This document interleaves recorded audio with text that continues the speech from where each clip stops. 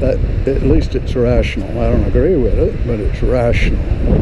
But just to lock onto somebody who's purely wicked, and everybody can see it, but somehow or another you support them, and there's no rational reason, yeah, you're one of them. Because you're witnessing what they're doing as being the good side. That's what we see when we see Jesus Christ or Buddha or Gandhi or Martin Luther King. We see in Martin Luther King, we see fundamentally a person with a good heart, a beneficent heart. Okay? When you see a wicked person, you see a good, you apparently experience what we experience when we see a good person. So you've got it backwards, and a lot of you have a lot of other things backwards in the way that you relate to other people. In your conversations, you reverse things and unnaturally. And physical behaviors, you go backwards more than you go forwards. You're more into the back side of the human anatomy than the front side. The whole thing is like there's some deep thing that in this type of person gets rotated just exactly 180 degrees and puts them out of phase with what you would call, or what people have always in the past called, good faith. Okay? I mean, if we get away from, if they tear down that totally, the idea that there's some innate thing like Immanuel Kant thought, if there is no good and bad, which is natural to mankind, then people like Hillary Clinton will have been correct. The Luciferians will be correct.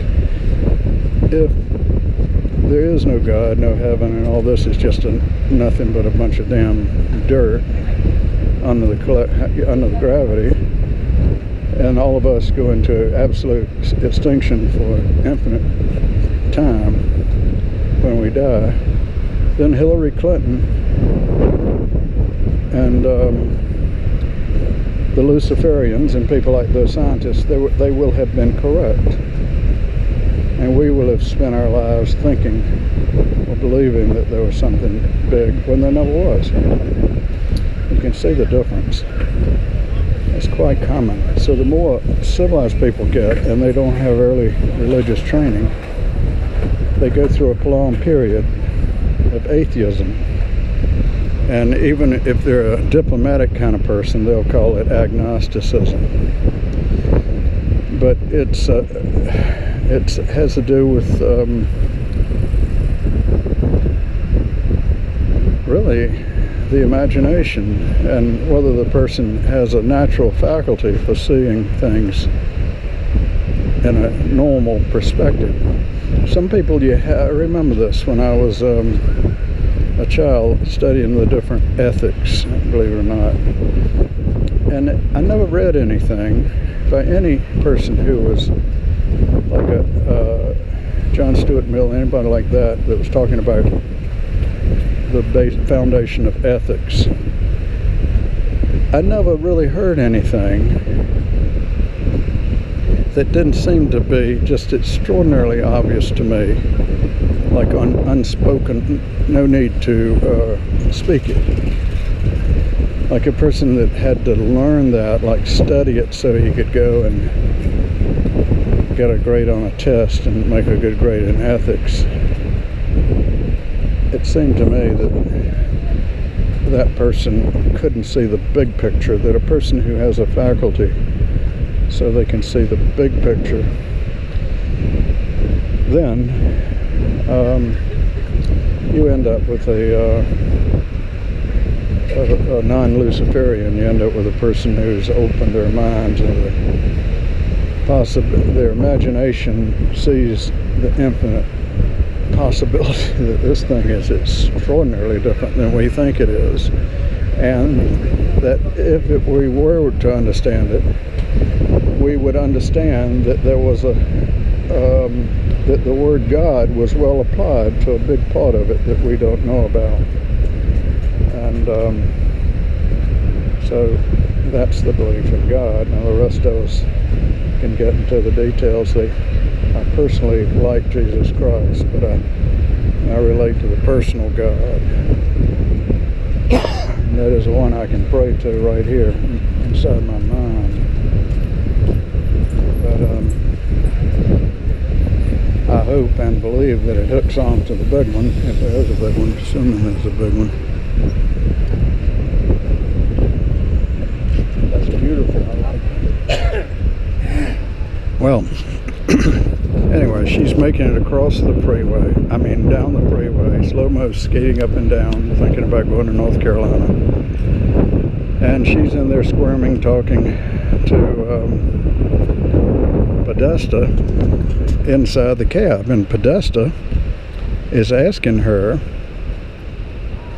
who was it exactly that told her that there were aliens hiding on the other side of the moon?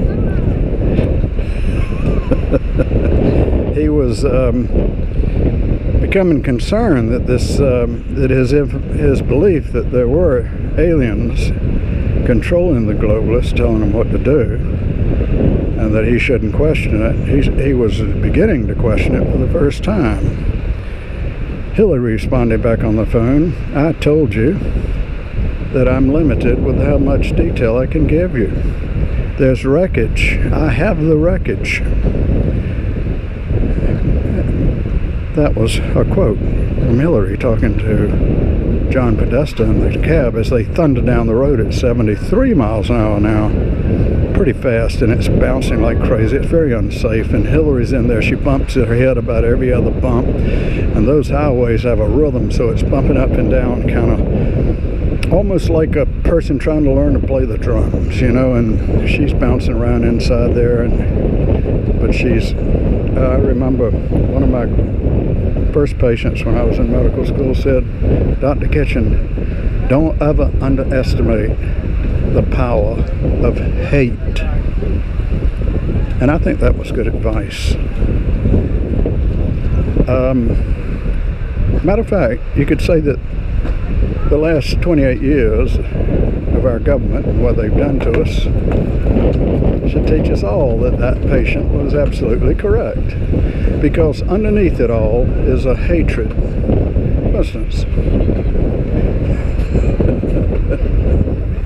For instance,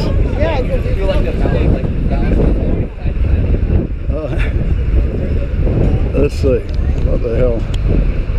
But anyway,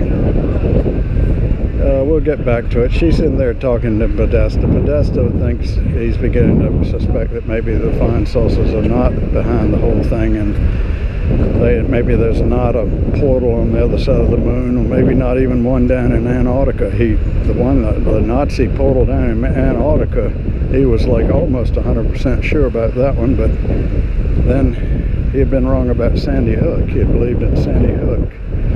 Also, Podesta thought to himself, I bet I was wrong about Orlando. How about Aurora? Man, how about San Bernardino? Was that one real? Was Nice real, or was that one set up? Oh, wow. What about that one? Oh, man, there are a lot. They were doing them every week. False flags? Are you kidding me? How